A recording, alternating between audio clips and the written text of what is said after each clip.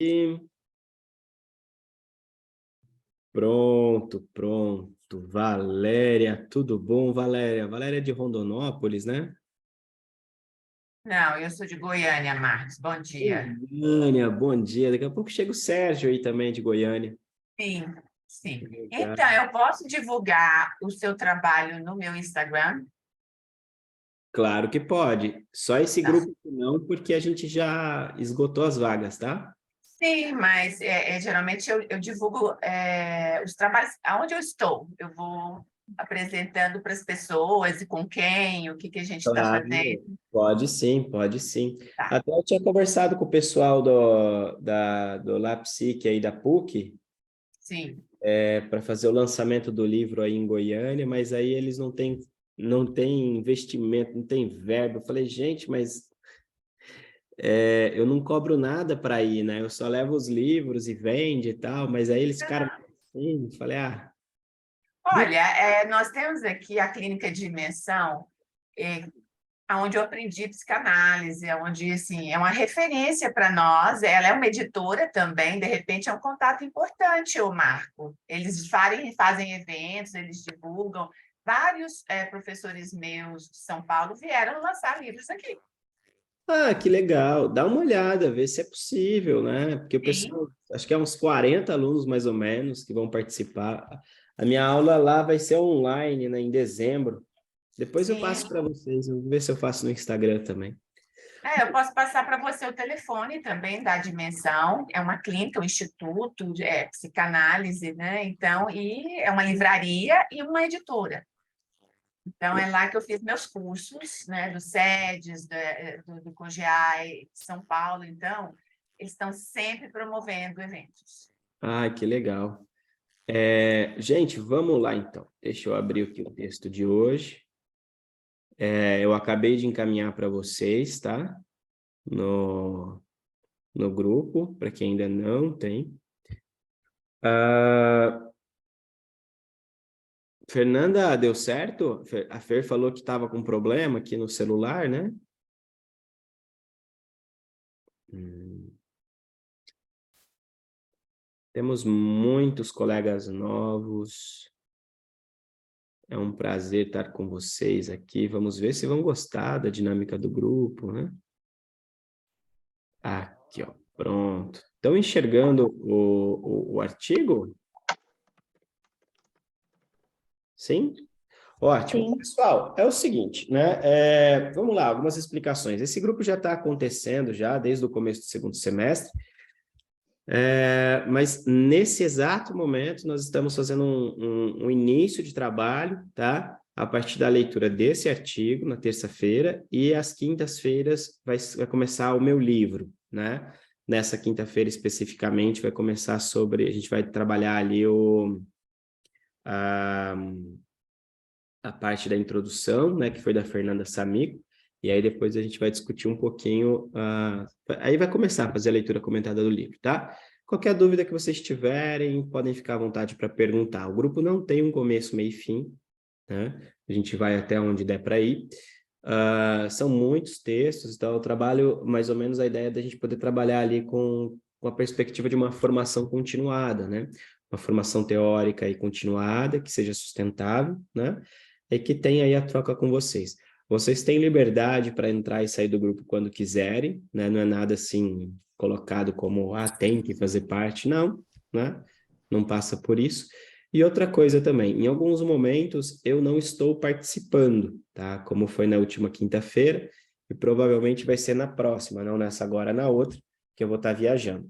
Só que o grupo funciona meio que é o grupo, né, de trabalho, né? E pelo jeito nós tivemos no último encontro, né, que eu não participei, Eu vi hoje. uma experiência extremamente positiva, né? Eu ainda não vi a gravação, vou dar uma olhadinha, mas pelo jeito foi bacana. Bom, vamos lá então. Com relação ao pagamento, todos vocês já sabem, até o dia 10, né? É R$ 100 por mês, e nesses R$ 100 está incluso ali a participação no grupo, nas discussões, né? Nos dois encontros por semana e por aí vai. Vamos lá. Alguém tem alguma dúvida? Quer colocar aqui? Não? Vamos avançar, então. Introdução. Esse artigo é um artigo pré-pandêmico, tá, gente? É de 2000 e... Tá escrito aqui, deixa eu ver. Publicado em 2021, mas ele é de antes, tá? Ele é de antes, ele é de 2020 ali e tal. Vamos lá. Nos últimos anos, muitas pesquisas têm apontado resultados significativos da eficácia da psicanálise como tratamento para diversos tipos de transtornos mentais. Essas pesquisas colocam a psicanálise em um novo patamar no campo da saúde, pois que até então tem sido criticada pela ciência positivista como uma prática com pouco respaldo da comunidade científica. Com o avanço das ciências, em especial dos exames de neuroimagem, é possível identificar os efeitos de um tratamento psicanalítico para além do relato do paciente e do psicanalista. Nos dias atuais, utilizando-se das novas tecnologias disponíveis para tal, temos a comprovação dos efeitos do tratamento psicanalítico a partir de exames que demonstram significativas modificações estruturais e funcionais no cérebro e também na bioquímica corporal como um todo. Pessoal, eu estava lá em Curitiba e agora eu vou dar essa aula aqui em Londrina também, pelo Instituto ESP. É uma aula que eu dou na pós de Fundamentos da Psicanálise sobre o método clínico. E assim, vamos lá. Nós termos comprovação de eficácia dos efeitos terapêuticos não é o mesmo que ter comprovação de eficácia do efeito analítico, tá?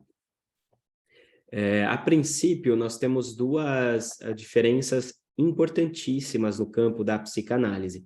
Uma coisa é aquilo que nós podemos verificar como efeito terapêutico, tá? E isso aparece nos testes psicométricos, testes projetivos, nos exames de neuroimagem, no relato dos pacientes.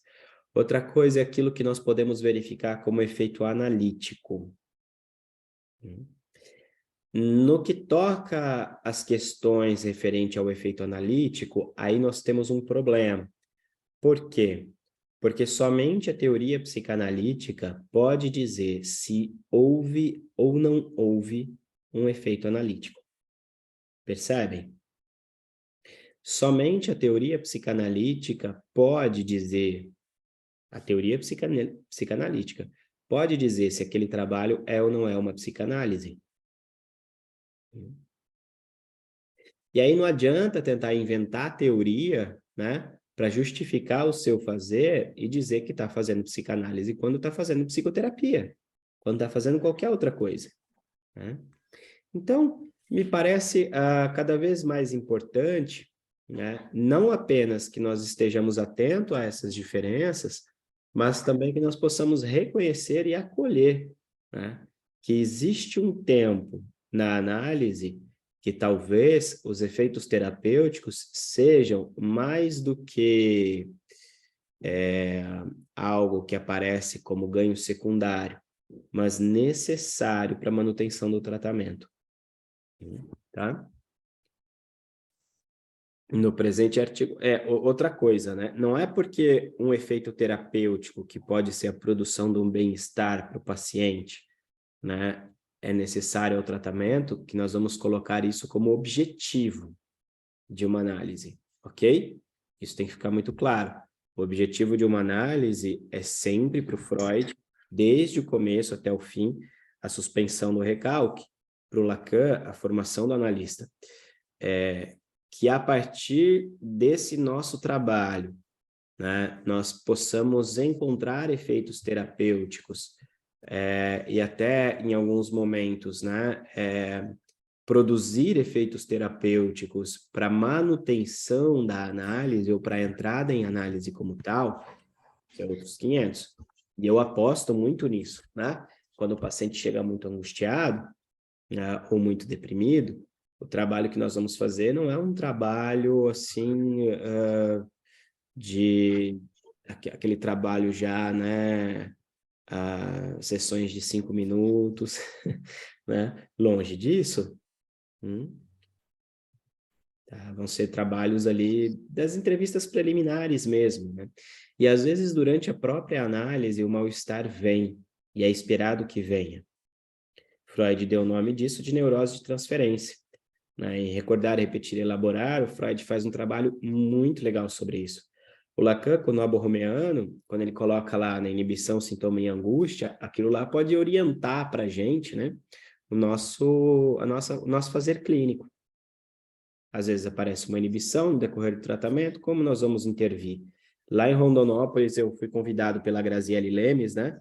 Para bater um papo com os alunos sobre suicídio e tal. E eu falei justamente a partir do Nobo Romeano.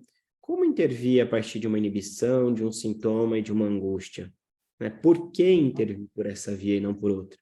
Né? Então, veja, o nosso pensamento está no fazer analítico, mas isso não exclui, às vezes, a necessidade, né, de um acolhimento que pode produzir e espera-se que produza efeito terapêutico, ok? Bom, vamos lá. Pessoal, podem me interromper, tá? A qualquer momento, tá bom? Para a gente dialogar, conversar. No presente artigo, foi realizada uma revisão bibliográfica sobre os efeitos mensuráveis do tratamento psicanalítico e pontuado de acordo com Freud que, em boa parte de sua obra, aponta a diferença radical entre a psicanálise e a psiquiatria, que segue o modelo biomédico de cunho biologicista. Foi também feita a diferenciação da psicanálise de outros modelos terapêuticos a partir de seu método, sua ética e, em especial, do seu objetivo. Freud, em determinado momento, Freud diz que a única coisa que a psicanálise faz, que a psiquiatria faz, é dar nome às patologias. E isso não é muita coisa. Psiquiatria da época de Freud, tá, gente? Veja, mais uma vez, nada contra a medicação, nada contra a psiquiatria, nada contra psiquiatra, tá? Nós estamos falando aqui de uma filosofia de trabalho e de tratamento, ok? Mais uma vez, às vezes é necessário, né, a entrada de um colega, de um psiquiatra, né, para dar uma estabilidade no paciente, para que o paciente possa continuar com o tratamento analítico. Tá? E às vezes, em alguns casos, são raros, mas isso tem, né, às vezes a medicação é para a vida toda. Né? Porque, por exemplo, sem a medicação, a pessoa desestabiliza muito fácil, né? Põe em risco a própria vida e a vida de terceiros. Então, assim, por mais que a gente trabalhe com análise, né? E a análise tenha esse viés de redução da medicação, do uso de psicotrópicos, nem sempre é possível, né? E acho que a gente tem que estar bem atento a isso. Não serve um analista que quer tirar a medicação do seu paciente. Qual é o objetivo de um analista? Que haja análise.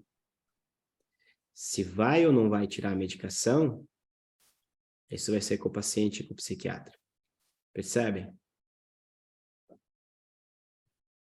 Não seremos nós quem vamos determinar isso. Por quê? Porque o objeto com o qual nós trabalhamos é outro. Não é o mesmo objeto do psiquiatra. Vamos lá. Para essa empreitada, foram analisados artigos publicados de 2008 até a presente data, tendo como referência central a obra produzida por Freud e Lacan, para orientação do que é uma análise em que se difere da psiquiatria, da psicoterapia e seu objetivo. Também foram usados alguns comentadores, em especial no tocante à formalização do percurso e da finalidade de análise, e no que diz respeito ao dispositivo do passe criado por Lacan, desde a fundação de sua escola, especialmente para verificar se a análise foi levada até seu fim. Essa questão do dispositivo do passe aqui vocês não encontram no livro, né? Eu acho que eu até cito no livro, Psicanálise Clínica, mas vocês não vão encontrar lá. Aqui vocês vão encontrar alguma coisa a mais, tá? E isso é justamente aquilo que eu estava dizendo, enquanto a possibilidade de nós pensarmos na eficácia do tratamento psicanalítico pelo viés analítico e não terapêutico, ok? A ideia da doutrina do passe nas escolas, né, de orientação lacaniana como, por exemplo, o Fórum do Campo Lacaniano, a Escola Brasileira, a Associação Mundial, né? A Escola Freudiana de Buenos Aires, que é o pessoal que eu tenho mais contato. A ideia do passe, ele é justamente poder teorizar, articular sobre, né, o fim de análise, para verificar se houve ou não houve análise ali. Interessante, né? Não é para dizer que pronto, agora você é psicanalista. Longe disso. É só para ver se houve ou não houve análise e teorizar sobre isso. Tá? Percebem que tem tudo a ver com a verificação do objetivo analítico? Tá? Ao compreender que a psicanálise produz efeitos terapêuticos, mas que estes não são seus objetivos principais, sendo vistos pelos analistas desde Freud como secundários ao tratamento, e melhor dizendo, são efeitos que por vezes tendem a ser um empecilho para o tratamento. Por isso, foi necessário percorrer um longo caminho para diferenciar o que é uma psicanálise, seu método, seu objetivo, e principalmente como verificar se o objetivo analítico, a despeito de todas as alterações orgânicas e também aquelas mudanças relatadas pelo paciente, foi atingido. Em outras palavras, como verificar que uma análise chegou ao fim, produzindo o que dela se espera, a saber, um analista da própria experiência, como afirma Lacan? A partir deste momento, esse instrumento abordará os efeitos orgânicos de uma análise, as diferenças entre a psicanálise, as psicoterapias e a psiquiatria, e, ao fim, o que o arcabouço teórico da psicanálise sustenta como possibilidade de verificar que o objetivo de uma análise foi alcançado para além dos efeitos ditos terapêuticos. Dúvidas até aqui? Podemos seguir? Todos têm um artigo em mãos aí também, né? Sim, não? Vamos lá.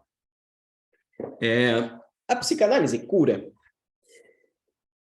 Essa é uma pergunta, tem até um livro do Nasio, se eu não me engano, né, sobre essa questão, né, que ele responde, né, a psicanálise cura. Né? Nunca li esse livro, tenho ele aqui, dei umas folheadas, mas ler ele inteiro assim, não li. Né? Qual é o título do livro? Deixa eu pegar aqui. A Psicanálise Cura, do Nasio. Acho que cura como o queijo, né? O queijo curado.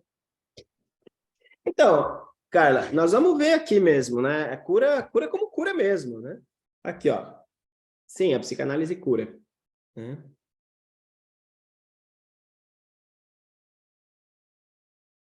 Ó, queria que você pudesse entrar invisível e silencioso em meu consultório e se instalasse a meu lado. Pegasse uma lente mágica e observasse o que se passa no interior de minha cabeça e de meu coração de terapeuta quando estou focado em meu paciente. Estou convencido de que um psicanalista cura seu paciente, não somente ao que sabe, ao que diz ou ao que faz, mas graças, sobretudo, ao que é, e mais ainda ao que é inconscientemente. Na aula da pós em Curitiba, agora esse fim de semana, eu estava falando justamente sobre isso, né? Sobre a transferência, né? Do começo ao fim da análise, o que está em questão é a transferência. Esse livro do Nasio aqui, para quem não sabe, Nasio foi um dos organizadores da obra do Lacan. Aí depois entrou Jacques Lamillard. Aí o Nasio caiu fora. Vamos lá. A psicanálise cura é uma pesquisa publicada no Journal of the American Medical Association, em 2008, né, por Licherin e Rabung. Esse Licherin e Rabung aqui continuam publicando, tá, gente? Se vocês procurarem o nome deles, vocês vão ver que tem umas publicações bem interessantes deles. Foi apresentada uma revisão bibliográfica de larga escala, comparando 23 estudos envolvendo 1.053 pacientes sobre as diferenças entre psicanálise e outros tipos de tratamento no campo da saúde mental. Nessa meta-análise, ficou comprovado que o tratamento psicanalítico tem uma taxa significativamente maior de efetividade frente aos problemas relatados pelos pacientes do que outros tipos de tratamentos psicoterápicos, menos intensivos, como, por exemplo, as psicoterapias breves. Inclusive, nesse artigo aqui, os autores fazem a diferenciação entre psicanálise, psicoterapia de base psicanalítica e outros modelos terapêuticos, né? Os pesquisadores analisaram os artigos que tinham como objeto de estudo o acompanhamento de pacientes diagnosticados com diferentes transtornos mentais, dentre os quais depressão severa, depressão maior, né? Anorexia nervosa e transtorno de personalidade limítrofe, caracterizado por medo de abandono e surtos de desespero e carência. Segundo a conclusão dos autores, atenção.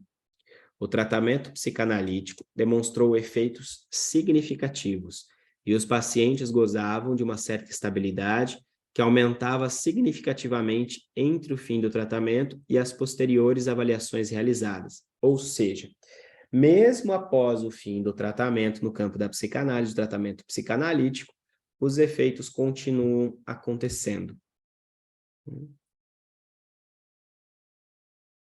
Lacan chama isso de, no fim da análise, nós temos um analista da própria experiência. A psicanálise continua produzindo efeitos, porque o analista está aí. Não mais como um terceiro, como um outro, mas aí. Ou seja, eu dou conta de me analisar sem o outro. Em outra pesquisa realizada, Lester e Rabung, em 2011, examinaram os efeitos de uma psicoterapia psicanalítica de longo prazo, com diferentes tipos de transtornos mentais. Como resultado da pesquisa, concluíram que o tratamento é mais efetivo e seus efeitos significativamente mais duradouros que outros tratamentos psicoterapêuticos de curto prazo, como a psicoterapia breve. Então, aqui nós temos 2008, agora nós temos 2011, né? Embora este artigo não traga dados diferenciando a psicoterapia da psicanálise, é importante notar que em muitos países, inclusive no Brasil, ainda há muita confusão neste aspecto. Esclarece-se melhor as diferenças mais à frente neste artigo. O que chama a atenção é que o método utilizado está dentro dos parâmetros do que se considera um tratamento psicanalítico, de acordo com os pesquisadores. Detalhe, o que é um tratamento psicanalítico, gente? É um tratamento tão somente com a fala, com a palavra, né? A partir da relação transferencial. E a partir disso, você não tem uma direção, uma orientação sobre o que o paciente deve ou não deve falar. Percebe? O analista não está dirigindo a consciência do paciente, no sentido de, olha, hoje nós vamos falar sobre isso ou sobre aquilo. Pelo contrário, fala o que vier à cabeça, né? Em 2012, foi publicado um extenso trabalho. Esse aqui é um livro, gente, que tem em PDF. É incrível, é fantástico esse livro. Foi publicado um extenso trabalho denominado Psychodynamic Psychotherapy Research, um livro que traz 32 artigos de pesquisas em psicanálise articuladas com as neurociências. Em boa parte dos artigos encontrados no livro, há fortes evidências de que o tratamento psicanalítico tem sua eficácia passível de ser verificada, tanto quanto outros tratamentos no campo da saúde mental. No mesmo livro, é possível encontrar uma série de artigos interessantes que apontam os efeitos da psicanálise a partir de sólidas evidências empíricas. Na introdução, Levy e colaboradores afirmam que a psicanálise é um tratamento eficaz e que as pesquisas no campo da saúde mental têm corroborado as evidências de que a sua aplicação tende a trazer muitos benefícios para além do problema relatado pelo paciente. Ao contrário de outros tipos de tratamentos focados na redução da sintomatologia e na manutenção de um suposto bem-estar, a psicanálise promove significativas modificações em toda a vida do paciente. Mudanças não apenas verificáveis na diminuição ou desaparecimento dos sintomas relatados pelos pacientes, mas que podem ser mensuradas em testes, exames laboratoriais e de neuroimagens. Para citar um exemplo, é um dos artigos que vocês encontram lá, né? Lettinen e colaboradores encontraram um aumento da concentração de serotonina em alguns pacientes e em outros foi encontrado um aumento no número de receptores serotoninérgicos. Pessoal, só um detalhe aqui. Nesse parágrafo, né, só para trazer uma ilustração para vocês da clínica, quando nós estamos trabalhando, por exemplo, com pacientes, né, que sofrem de uma fobia, o que nós vamos entender como fobia, né, que nós vamos entender como fobia no campo da psicanálise não é o mesmo como outros autores, né, outros tratamentos no campo da saúde mental vão entender. E o tratamento também vai ser muito diferente. Por exemplo, na fobia de um rato, né? Eu vou dar um exemplo aqui para vocês, né? O exemplo da minha vida. O apelido que o meu pai dava para mim era Ratão. Me chamava de Ratão desde criança, né? E ele achava que era um apelido bonitinho, tal, tal. Eu nunca gostei desse apelido. Até hoje, não, hoje ele não me chama mais de Ratão. Teve uma mudança interessante, né? Até na fala dele, depois da minha análise. Olha que interessante. Mas ele me chamava de Ratão, beleza. Eu tinha pânico de rato, pânico, angústia, assim, de rato, né? E mais, tinha um ratão e era ratão branco, que ele falava. Porque quando ele falou, quando eu nasci, eu parecia um rato branco. Era branco, tal, tal, tal, tal, tal, tal. Em determinado momento da minha vida, né, eu começo a fazer análise e falo desse rato.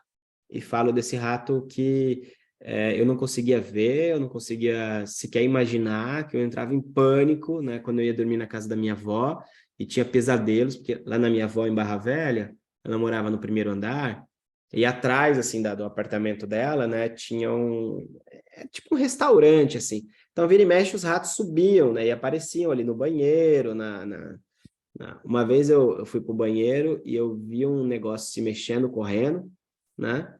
Aí eu falei, nossa, que barata grande, né? E aí depois eu olhei e falei, nossa, mas eu nunca vi barata com rabo. Aí depois eu me dei conta de que era um rato, né? De que não era uma barata. Aí eu saí do banheiro, tranquei tudo as portas e não consegui dormir. Isso eu devia ter uns 20 anos, mais ou menos.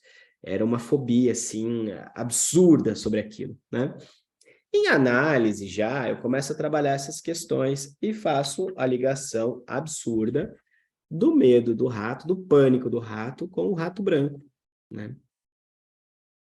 Que é aquilo que o meu pai falava. Pessoal, abriu aqui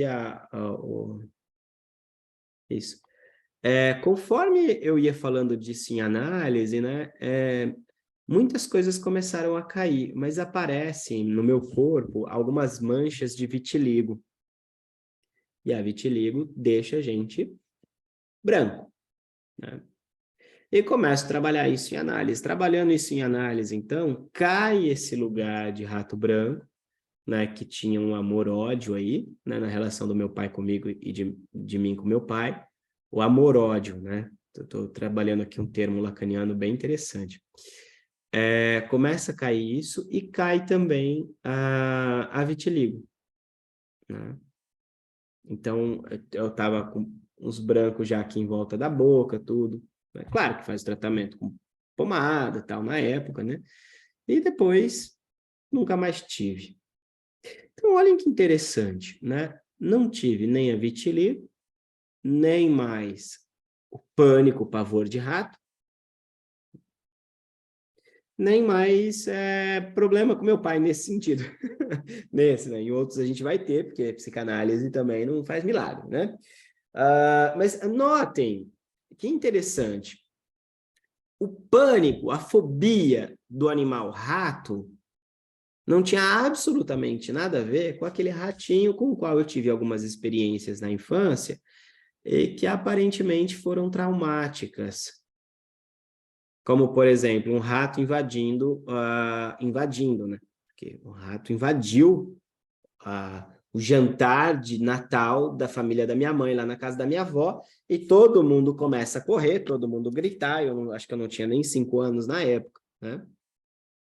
Um rato na sorveteria do meu avô, porque tinha dispensa lá, o depósito, tinha sorveteria, né? E aí apareceu uma sorveteria lá, e aí falava, tem um rato. Aí minha tia com aquele pânico, minha avó com aquele pânico, e aí ia meu avô lá para trás, mais ou menos naquela cena da Dama e o Vagabundo, sabem?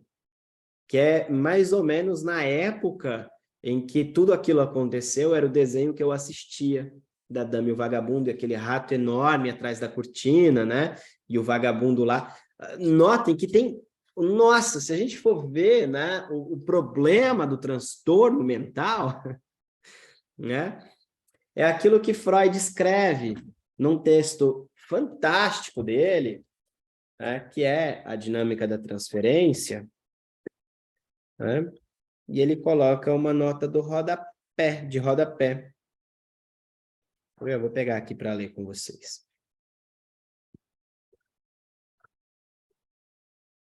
Marco, enquanto você pega, eu posso fazer uma contribuição? Claro, quem é? Helena, Oi, Helena! Tudo bom? bom dia, Bom tudo dia. bem? Eu estava aqui pensando, Marco, você falou dessa questão da fobia e pegando esse recorte aqui que tu sublinhou até no artigo, né, que a gente está lendo aqui, das mudanças significativas e tudo mais, eu me recordei que quando eu estava ainda na graduação, o meu professor de TCC sugeriu, eu tinha fobia de barata, né, então ele sugeriu que eu fizesse lá um trabalho com ele, de sensibilização, enfim, toda uma questão lá que eu sou leiga até para explicar sobre, mas a gente trabalhava muito essa ideia, né, de eu pegar um chinelo para matar barata, enfim. Isso. Isso. É, e aí, naquela ocasião, assim, enfim, eu não sabia dizer se eu estava com medo ainda ou não, porque eu não tinha visto nenhuma barata para eu poder testar, né, se eu estava ainda com aquela fobia, mas eu acho curioso pensar que foi na análise sobre assuntos que não tem nada a ver com barata, que eu pude começar a entender o que tinha de relação entre a minha fobia, né, e outras coisas do dia a dia, enfim. E aí você foi falando do teu exemplo do rato, eu fiquei imaginando muito isso, né, porque quando a gente imagina uma cura, digamos assim, a gente pensa que é sobre aquele aspecto, então quando eu ver uma barata, então agora eu tenho que, sei lá, ter condições de, né, ir lá matar ela, assim, tal. E não se trata disso, assim, né, eu acho que a minha cura, digamos, nesse aspecto, eu continuo com medo da barata, mas eu consigo pensar em várias outras coisas, e aí eu consigo analisar o que tem a ver com isso, né? E aí eu consigo talvez não me desesperar diante daquela situação, porque não é sobre a barata, né? Sobre tantas outras coisas. Enfim, trouxe só para a gente poder ilustrar isso, assim, essa diferença, né? Perfeito, Helena. E eu estou trazendo aqui para vocês, pessoal, e a Helena também contribuiu muito bem, tá lá no caso do pequeno Hans. Não é o cavalo, não é o rato, não é a barata. Vamos lá, o que o Freud nos fala sobre a dinâmica da transferência em 1912, na segunda nota de rodapé. Vamos lá, que eu acho que isso aqui é importantíssimo. Protejamo-nos aqui contra a objeção errônea que acredita termos negado a importância dos fatores inatos, constitucionais, por termos destacado as impressões infantis. Tal crítica origina-se na estreiteza da necessidade de causalidade dos homens, que quer se satisfazer com um único momento originário. Quantas vezes vocês não ouviram falar que a psicanálise, ela explica tudo, que para a psicanálise a causa é não sei o que, não sei o que. Olha o que o Freud está falando aqui, né? Ao contrário da configuração usual da realidade. A psicanálise se pronunciou muito sobre os fatores acidentais da etiologia e pouco sobre os constitucionais. Mas isso apenas porque pôde trazer algo de novo no primeiro caso e no segundo não sabia mais do que em geral já se sabe. Rejeitamos o estabelecimento de uma oposição fundamental entre as duas sequências de fatores etiológicos. Supomos antes uma colaboração regular entre ambas, produzindo o efeito observado. Destino e acaso determinam o destino de um homem, raras as vezes, talvez nunca, uma dessas forças apenas. Bom, Freud continua aqui, né? Mas só para vocês entenderem um pouco mais, né? Que a ideia disso que nós vamos pensar como sintoma, né? E o tratamento mesmo do sintoma, né? Não passa por uma coisa assim de causa e consequência, causa e efeito, né, causa e consequência. Muito menos pela ideia de que o problema é aquilo, mas antes de que é multifatorial, multideterminado, né? Por isso eu quis levantar essa questão com vocês aqui, né? Ou seja, no caso do pequeno Hans, né, o medo era do cavalo, a fobia era do cavalo. Não era.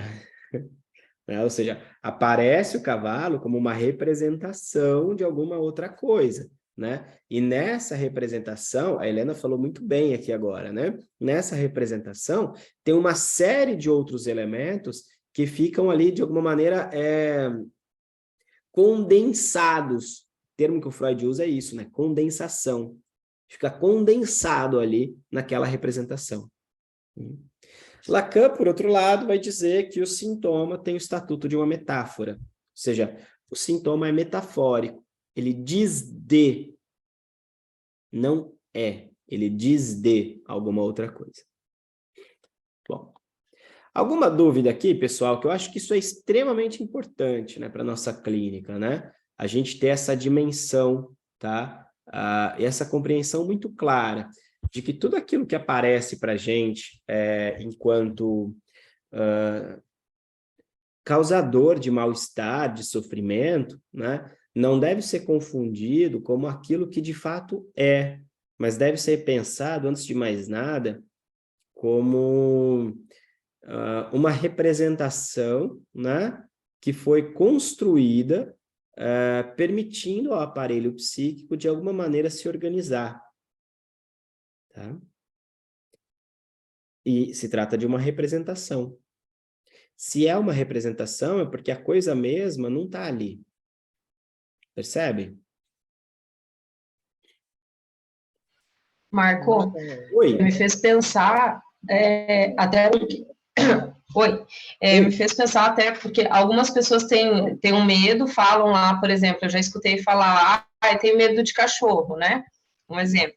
E aí a pessoa daí, sei lá, alguém perguntar, mas algum cachorro já te mordeu? Tipo, teve alguma situação com o cachorro? A pessoa fala, nossa, pior que não me lembro lá de nenhuma situação com o cachorro, né? Me faz muito pensar nisso, porque assim como a tua questão não era com o rato em si, da Helena não era com a barata, provavelmente da pessoa também não seja ali o cachorro, né?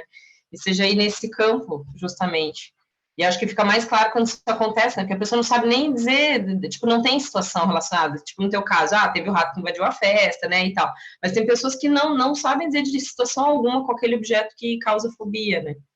Isso, a Helena colocou aqui, né? Até o próprio nome mesmo, rato branco, barata, cavalo. Porque não se trata do objeto coisa. Se trata de uma representação. E a representação vem não sem o nome. Né? Vem uma inscrição aí. Como? Você não teve nenhuma experiência? Não, tem sim, tem uma experiência com o nome. É que a coisa deixa de ser o evento. Percebem? Acho que isso é muito importante. A coisa deixa de ser o evento. A coisa é como nós representamos o que quer que seja. E é sobre isso que nós vamos trabalhar. E Marco? Tem gente que tem medo de andar de avião e nunca andou de avião. Acho que eu e o Elton abrimos o microfone na mesma hora. Oi, Sada, você Sempre falou vai primeiro. com alguém, Vamos lá, pode Sada. Falei um falar. pouquinho primeiro? Tá bom. Marco, o Elton já vai o seu, tá? Bom dia, gente. A questão para mim, assim, que ficou um pouquinho, que eu gostaria de aprofundar um pouquinho, você já atendeu alguém que tivesse algum quadro nesse sentido e que tivesse evoluído para uma psicose, algo assim? Porque eu tive uma paciente, ela não tinha medo, não era medo, mas é um objeto, assim, algo muito relacionado à mãe, adolescente. E agora eu tive que passar ela para um outro profissional. Primeiro eu encaminhei para um psiquiatra e depois eu indiquei para um outro profissional, porque eu não estava conseguindo conduzir. Que eu comecei a me sentir mãezona dela. Ela tinha uma queixa muito grande com a mãe, aí ela começou a entrar em meio que não sei se seria um delírio, mas para mim me pareceu uma psicose, porque ela começou a ter pensamento intrusivo e aí precisou do medicamento. Então, nesse caso, eu estou dando bem rápido, bem sintetizado, né, a ideia do que foi com a paciente. Mas você já tem algum quadro de experiência tua no qual a pessoa trouxesse algo, uma representação, algum significado, e que depois disso tivesse evoluído para esse estado de uma psicose com um pensamento intrusivo, porque não vou entrar em detalhes como foi a clínica com ela, mas de uma forma que eu precisei de conduzir para um psiquiatra e depois, posteriormente, para um outro profissional, porque eu não consegui dar conta. Sada, aí que está a importância das entrevistas preliminares, né? Nas entrevistas preliminares, nós vamos verificar se trata de uma neurose, de uma psicose, de uma perversão, para direcionar o tratamento, né? Nem sempre isso acontece. Por quê? Porque tem alguns casos que a gente já começa um tratamento, mesmo sem o diagnóstico muito bem definido, tá? Uhum. Tratamento analítico propriamente dito. Mas a gente vê, por exemplo, né, que o paciente, ele não trabalha com metáfora, né? Você vê que o paciente não trabalha com metáfora, parece que é tudo muito no real da coisa, né? Não tem uma relação ali com a fala permitindo equívocos, né? Então você começa a desconfiar, pera, tem alguma coisa aqui. O paciente raramente traz sonhos, e quando traz os sonhos é de alguma maneira muito robotizado, quando sonha, né? Então você começa a desconfiar ali de uma psicose, mesmo que não desencadeada. E aí o trabalho que a gente vai fazer com a psicose é um trabalho diferente do trabalho com a neurose. Por quê? Quando a gente trabalha com pacientes psicóticos, tal qual nós trabalhamos com pacientes neuróticos, o que a gente vai acabar produzindo mais cedo ou mais tarde é justamente a eclosão da psicose. Pode produzir um surto. Pode produzir um surto. Ela entrou em surto. Então, Ela entrou. aí eu acho que tem a importância da supervisão, né? Porque na supervisão, o supervisor ele tem que ter minimamente ali a capacidade de auto-escutar, né? Saber dirigir o caso no sentido assim, olha, se trata de uma neurose, trata de uma psicose, ou vai com calma, porque a gente não sabe muito bem ainda com o que estamos lidando, né? Eu fiquei com uma paciente durante 4 anos sem diagnóstico. Agora que nós fechamos o diagnóstico. Fechamos a hipótese do diagnóstico de uma psicose não desencadeada, né? Eu com a Silvia Amigo fiz 1 ano de análise de controle com a Silvia Amigo, né? Uma vez por mês praticamente, justamente por um caso que para mim, assim, estava complicadíssimo, não evoluía como uma neurose. Tão pouco se tratava de uma psicose, assim, clássica, né? Ela era uma paciente regular, que ia bonitinho, que tentava fazer sessões, que Sim, falava. sim, Porque essa sim. minha não, então eu me redimo um pouco quanto isso. Ela trazia o caso pontualmente, quando ela estava mais com a gravidade, e eu já tentava encaminhá-la para Pera. um. Às vezes a gente pode confundir, por exemplo, né, um discurso psicótico, um funcionamento psicótico com a estrutura psicótica. Eu tenho uma paciente que, olha, eu posso estar enganado, mas eu juro de pé junto que é de uma neurose, né? Mas funciona igual uma psicose. Posso perguntar por que você demorou para identificar a sua paciente ou fica muito invasivo? Não, eu não tinha elementos para dar um diagnóstico. Por mais que fossem 4 anos escutando, em alguns momentos ela funcionava de maneira bem neurótica, em outros momentos funcionava de maneira psicótica. Marco, o elemento Seja, teórico não dá conta de tudo também, né? A gente tem uma oi? teoria da psicanálise aí a nosso dispor, né?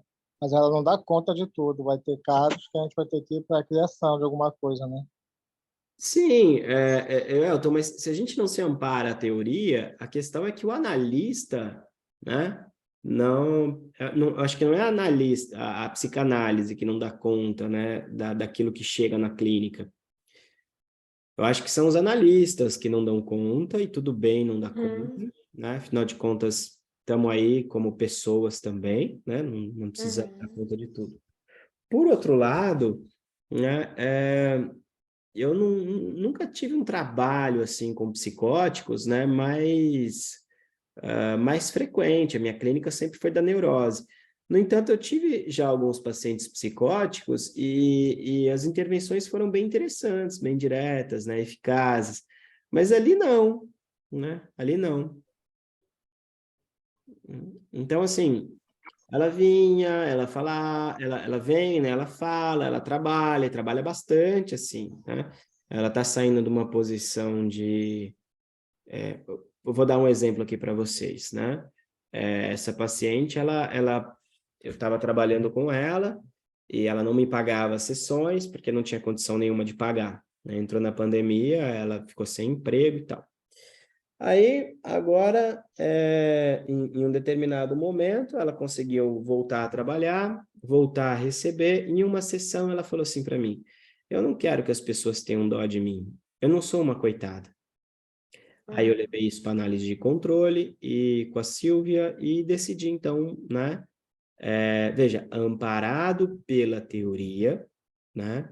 Na outra sessão, dizer: na semana passada, você me disse que não queria mais ser tratada como coitada e que as pessoas não tivessem dó de você. Pois bem, está na hora de você começar a fazer isso com você mesma. A partir de agora, você paga as suas sessões. Veja, não sou eu que trato ela como coitada. Não sou eu que tenho dó dela. Aí ela começou a pagar as sessões. Em nenhum momento passou pela cabeça dela, né, que esse ter dó de si mesmo, ser uma coitada, fosse alguma espécie de metáfora. Percebe? Como a gente faz isso no campo da neurose. A hora que você faz uma intervenção dessa, o neurótico pode dizer assim: nossa, realmente, né? Nossa, eu me acho muito coitado mesmo, né? Eu me coloco nesse lugar, nessa posição e blá, blá, blá, e tô cansado disso, mas não saio disso e não sei o quê. Entende? Na outra sessão, ela começou a pagar. Ou seja, me parece que esse recurso, né, das múltiplas possibilidades de significação que o significante tem, o paciente psicótico não tem, por mais estável e estabilizado que esteja. Respondi, querida?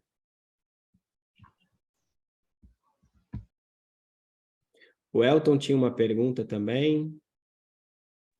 Ah, sim, eu ia falar da questão do cognitivo comportamental, né? Que vai em direção à coisa, né? Que vai em direção ao rato, ao cavalo, à galinha, né? Fazer aquela questão de aproximação, não um trabalho técnico lá do comportamentalismo, né? Mas aí a gente chega a pensar se isso não é interessante, porque, por exemplo,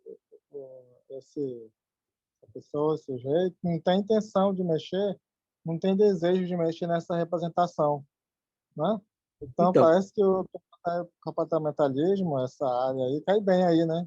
Se Então, desprende vamos de... lá, vamos lá. Muitas coisas aí nessas considerações. Vou É, trabalhar. Primeiro, ninguém tem o desejo de mexer em porra nenhuma, né? Convenhamos. Ninguém quer saber o que está lá. Mesmo porque, para saber o que está lá, nós vamos ter que pagar um preço de sangue, suor, lágrimas e ranger de dentes, né? Vamos ter que passar ali pelo inferno. Só passar, tá, gente? Não precisa ficar lá, não. A ideia da psicanálise é essa.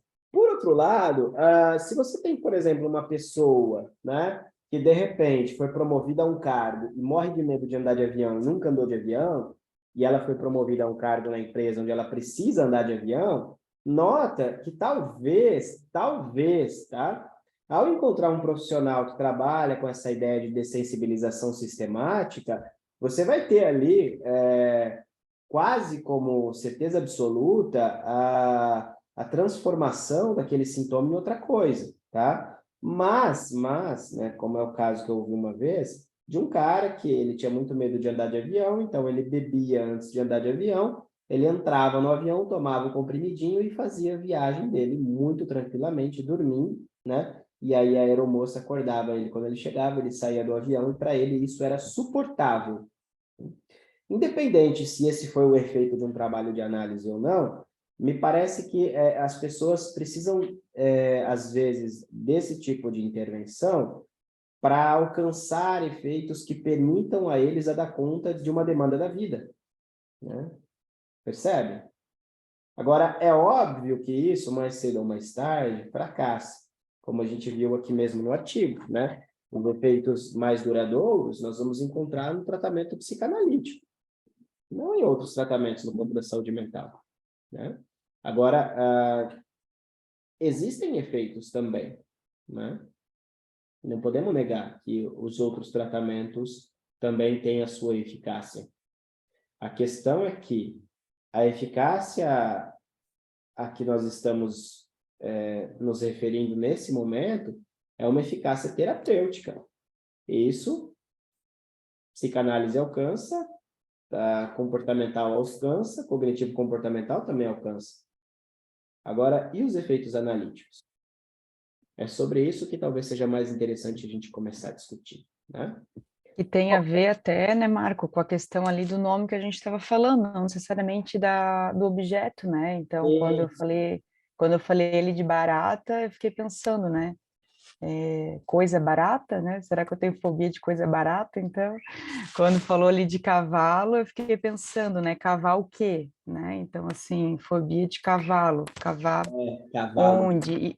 E mais fundo onde, né? Quando você falou do rato branco, toda a questão ali, né, com o teu pai falar do tom de pele e tal. Então, ou seja, se a gente vai para talvez uma abordagem que olhe mais para essa causa e efeito mesmo, pode ser terapêutico no sentido que vai diminuir uma ansiedade, né? Você vai ficar um pouco mais ok com aquilo, mas não necessariamente vai para um viés mais analítico mesmo, né? Mas não é todo mundo que está disposto a pagar esse preço, porque não é fácil também, né? Exatamente, né? E notem como o aparelho psíquico, ele é um aparelho que, de alguma maneira, ele busca uma certa homeostase, né? Então, nessa busca de homeostase, nós temos que o próprio sintoma, o próprio delírio, o sonho, né? Os atos falhos, eles são regulatórios dessa homeostase, né? Então, se você tira um sintoma, a forceps, né, como eu costumo brincar, com determinadas intervenções, ele vai aparecer de uma outra maneira. Talvez essa outra maneira seja mais suportável para a pessoa, né? E aí ela dá conta de viver a vida dela e acha que está tudo bem, né? Bom, gente, vamos ficando por aqui hoje. Espero que tenham gostado. Comentem lá no grupo se gostaram, se não gostaram. É legal falar sobre a fobia hoje, viu? Gostei. Nós vamos pegar, só para quem está chegando agora, os textos, tá, gente?